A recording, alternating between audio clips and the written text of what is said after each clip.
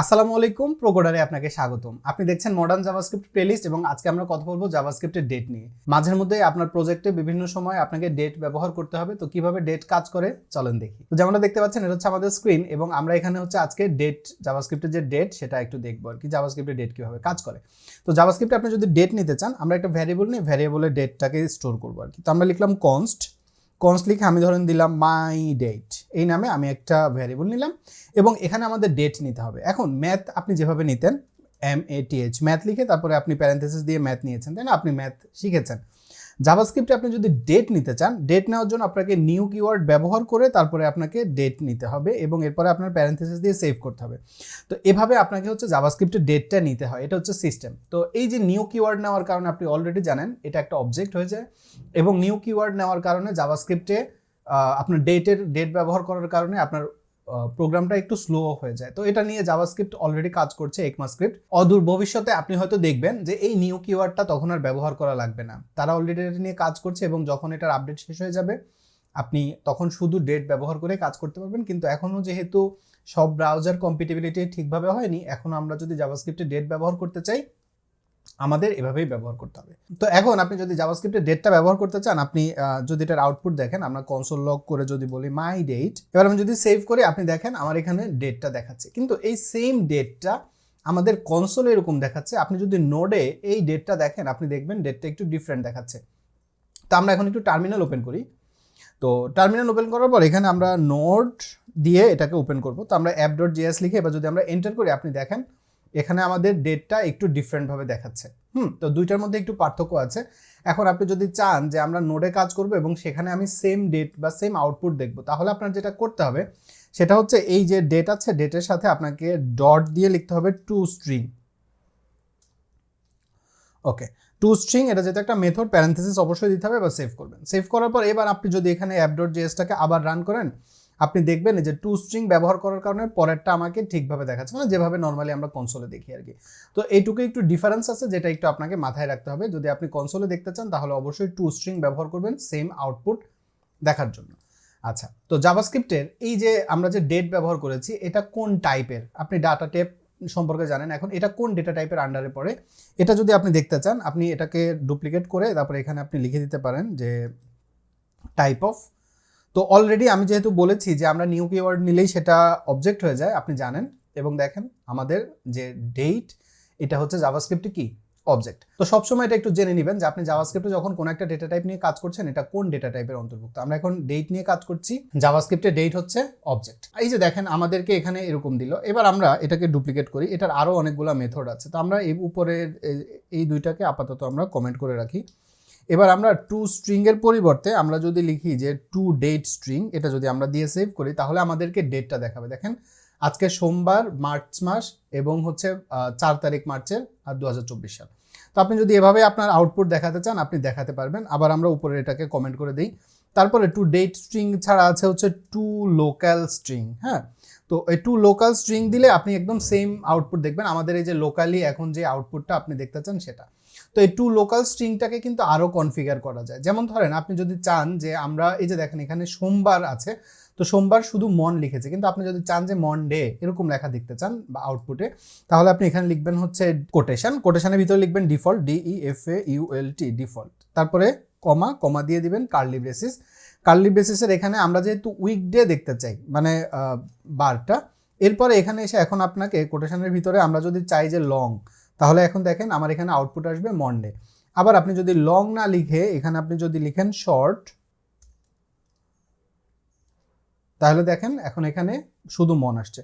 তো আপনার পছন্দ মতো আপনি কিন্তু এটাকে এখানে এভাবে ব্যবহার করতে পারবেন যে টু লোকাল স্ট্রিং, এটাকে কিন্তু এভাবে কাস্টমাইজও করা যায়। আচ্ছা, আমরা এরকমভাবে কমেন্ট করি। হ্যাঁ, এটুকুকে সিলেক্ট করে কমেন্ট, এই লাইনটাকে সিলেক্ট করে কমেন্ট, এভাবে আমরা কমেন্ট করে দিই, কনসোলটা ফ্রি থাকুক। আচ্ছা, এবার আমরা হচ্ছে আরও কিছু ব্যাপার দেখি। তো আমরা এখানে করলাম লেট, এবার আমরা দিলাম আপডেট ডেট। এভাবে আমরা একটা ভ্যারিয়েবল নিলাম যেখানে আমরা দিলাম হচ্ছে নিউ দিয়ে ডেট ভ্যারিয়েবলটা ডেট এখানে নিলাম। নেওয়ার পর এখানে এখন আমরা আসলে ধরেন একটু ডিফারেন্ট ওয়েতে, মানে জাভাস্ক্রিপ্ট আমাদেরকে যেভাবে দেখায় সেভাবে না, আমরা একটু ডিফারেন্টভাবে দেখতে চাই।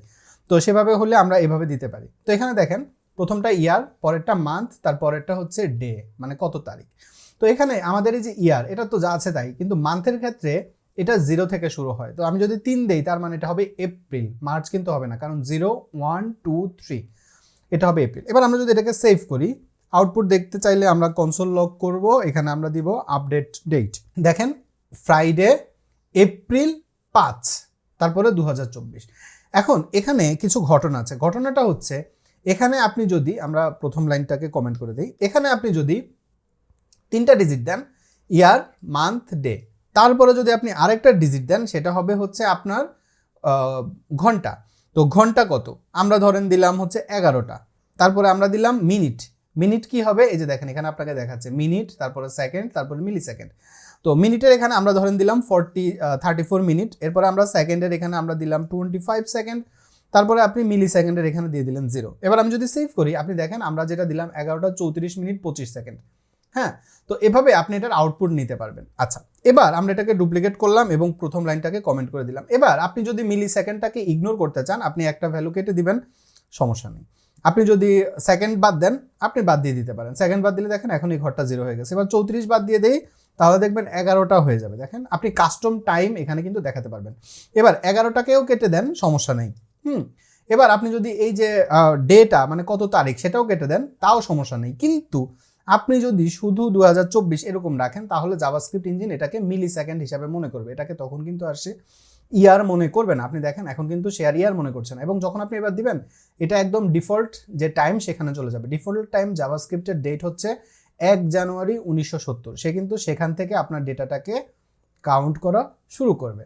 এবার আমরা একটু এটার আরেকটু আউটপুট দেখি। যেমন ধরেন আপনার যদি এখন এখানে আপনার পছন্দ মতো কোনো ডেট দেখানো দরকার হয়, যেমন ধরেন আমরা দিলাম 01, তারপর আমরা দিলাম হচ্ছে 15 মানে 1 তারিখ, 1 জানুয়ারি মাসের 15 তারিখ, তারপরে আমরা দিলাম হচ্ছে 2002 সাল দিয়ে। আমি যদি এটাকে এখন সেভ করি, তাহলে আপনি দেখেন আমরা যেটা দিলাম সেটাই কিন্তু এখানে পেয়ে গেছে, এবং আমরা যেভাবে দিলাম সেভাবেই কিন্তু সে পেয়েছে। তো এভাবে আপনি জাভাস্ক্রিপ্টের ডেট যেটা আছে এটাকে আপনার মতো করে আপনি কাস্টমাইজ করতে পারেন। আচ্ছা, এবার আমরা জাভাস্ক্রিপ্টের আরেকটা মজার ফিচার দেখব। তো এটার জন্য আমরা এটাকে কমেন্ট করে দিই। কমেন্ট করে দেওয়ার পর এখানে এসে এখন আমরা আরেকটা ভ্যারিয়েবল নিব, লেট মাই টাইম, এই নামে আমরা একটা ভ্যারিয়েবল নিলাম, ইজ ইকুয়াল টু আমরা দিলাম হচ্ছে ডেট ডট নাও প্যারেন্থেসিস। এখানে কিন্তু আপনাকে নিউ কিওয়ার্ডটা ব্যবহার করতে হবে না। এবার আমরা যদি এখানে কনসোল লগ করি এবং এখানে যদি আমরা মাই টাইমটাকে প্রিন্ট করি, আপনি মিলি সেকেন্ডে টাইমটা দেখবেন। এই মিলি সেকেন্ডটা কোত্থেকে শুরু হয়েছে, এটা শুরু হয়েছে 1 জানুয়ারি 1970 থেকে, এবং ঠিক যখন আমি এটাকে এক্সিকিউট করেছি তখন, মানে যখন আমি এটাকে স্টোর করেছি এখান পর্যন্ত এটা হচ্ছে কাজ করছে। এভাবে হচ্ছে আমাদের এই যে ডেট ডট নাও কাজ করে। তো এটা দিয়ে কি লাভ হবে, এরকম একটা প্রশ্ন আপনার মাথায় আসতেই পারে। এটা দিয়ে আমাদের লাভ যেটা হবে সেটা হচ্ছে কোনো একটা ফাংশন, অনেকভাবে এটাকে আপনি ব্যবহার করতে পারেন। উদাহরণ দিয়ে আমরা একটা ছোট্ট উদাহরণ দিই যাতে আপনার বুঝতে সুবিধা হয়। সেটা হচ্ছে কোনো একটা ফাংশন কখন শুরু হলো বা এটার এক্সিকিউশন টাইম কতটুকু, সেটা আপনি এই যে ডেট ডট নাও দিয়ে হিসেব করতে পারেন। কিভাবে, ধরেন আমি একটা প্রোগ্রাম লিখেছি যেই প্রোগ্রামটা এক্সিকিউট করতে 5 সেকেন্ড সময় লাগে। আপনি একটা প্রোগ্রাম লিখেছেন যেটার এক্সিকিউট করতে সময় লাগে 3 সেকেন্ড। তার মানে আপনার প্রোগ্রামটা আমার চেয়ে ফাস্ট, আপনার কোডটা আমার চেয়ে এফিশিয়েন্ট, তার মানে আপনি আমার চেয়ে ভালো কোড লিখেছেন। তো এইরকম হিসেব কিন্তু আমরা যখন প্রবলেম সলভ করি সেখানে যেমন লিড কোডে অলওয়েজ বলে দেয় যে আপনি প্রোগ্রামটা রান করেছেন, এটা এত সময়ের মধ্যে এক্সিকিউট করেছে, এতটুকু আপনার সিস্টেম রিসোর্স ইউজ হয়েছে, এবং এই সিস্টেম রিসোর্সের ইউজার হিসাবটাও আপনার জানা দরকার। কারণ হচ্ছে কি, আপনি যে প্রোগ্রামটা বানাচ্ছেন সেটা যদি অনেক বেশি সিস্টেম রিসোর্স ইউজ করে, সেক্ষেত্রে আপনার অ্যাপটার কারণে কম্পিউটার স্লো হয়ে যাবে। যেমন আমরা অনেক সময় গেম খেলার সময় দেখি যে গেম চালু করার জন্য minimum requirement 2 GB RAM, 2 core processor, minimum এতটুকু এসএসডি, এরকম কিন্তু বলা থাকে। তো এটা কিভাবে কাজ করে সেটার জন্য কিন্তু আপনার জানতে হবে হচ্ছে যে ওটার এক্সিকিউশন টাইম কি, ওটা কতটুকু সিস্টেম রিসোর্স নেয়। তো এক্সিকিউশন টাইমটা দিয়ে এটা এভাবে কাজ করে। তো আমি একটা কাজ করি, আমরা ছোট্ট করে একটা প্রোগ্রাম লিখে আমরা একটু দেখি যে আমাদের সেই প্রোগ্রামটার এক্সিকিউশন টাইম কেমন। আচ্ছা, তো এটা করার জন্য আমরা যেটা করতে পারি সেটা হচ্ছে আমরা এখানে একটা ফাংশন নেই। আপনারা ফাংশন কিভাবে নিতে হয় সেটা জানেন, তাই না?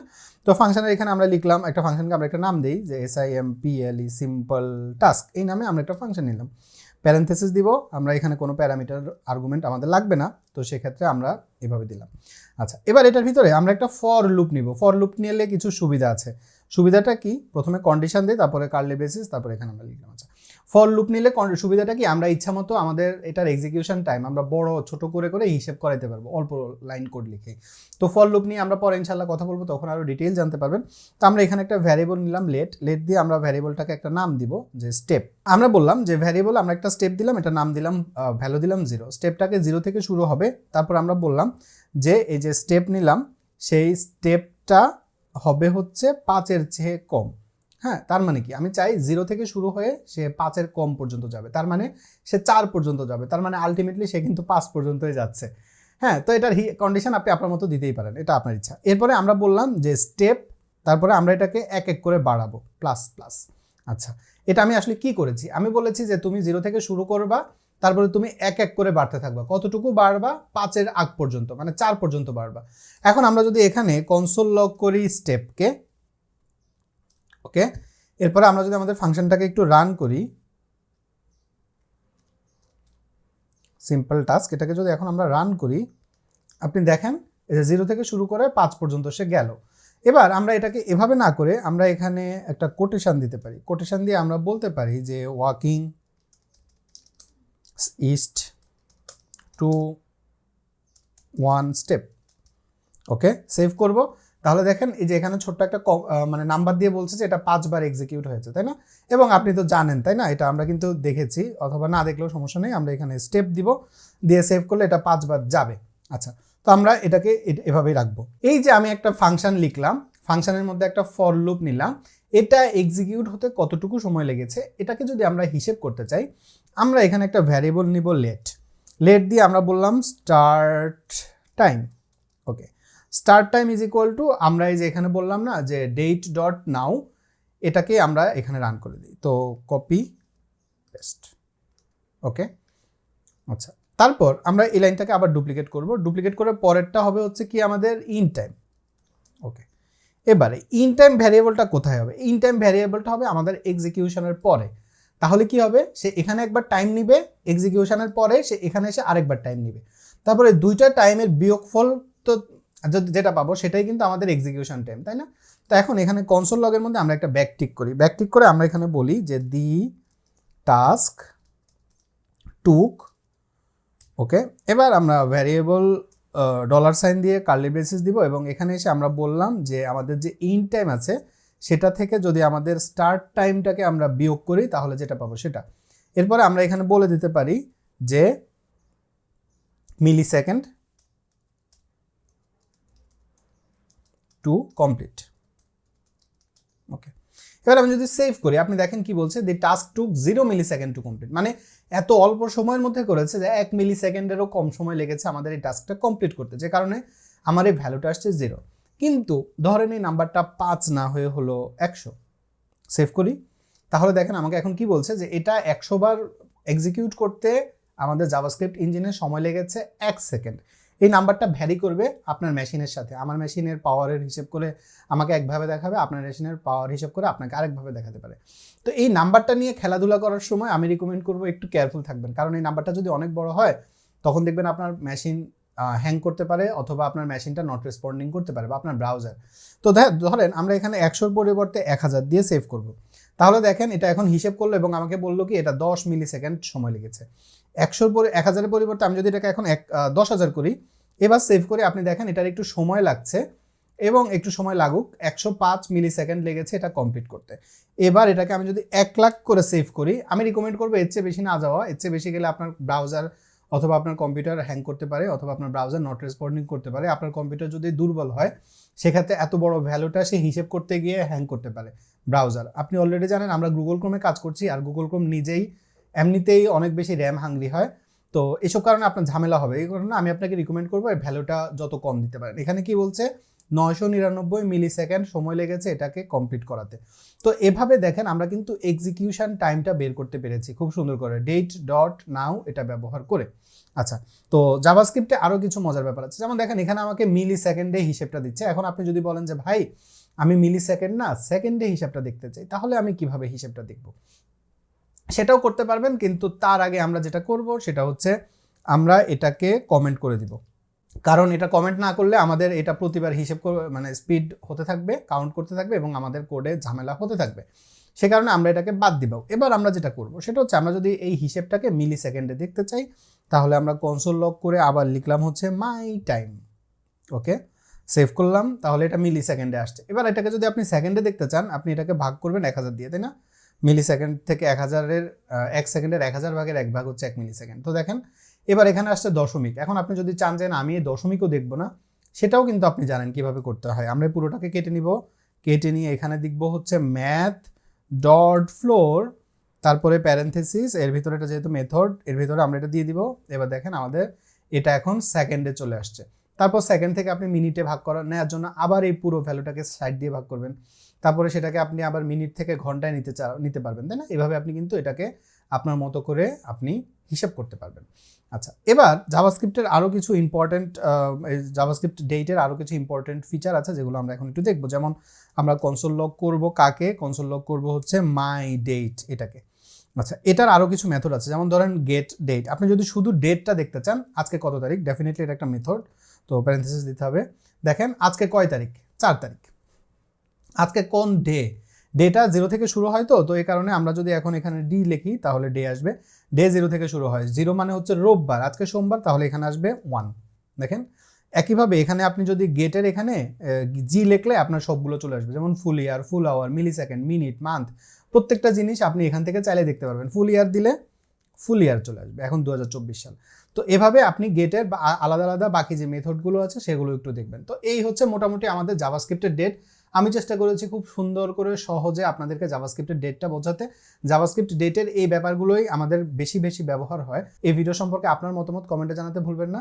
সুস্থ থাকবেন, নিরাপদ থাকবেন, প্রোকোডারের সাথেই থাকবেন, আমার জন্য দোয়া করবেন। আসসালামু আলাইকুম।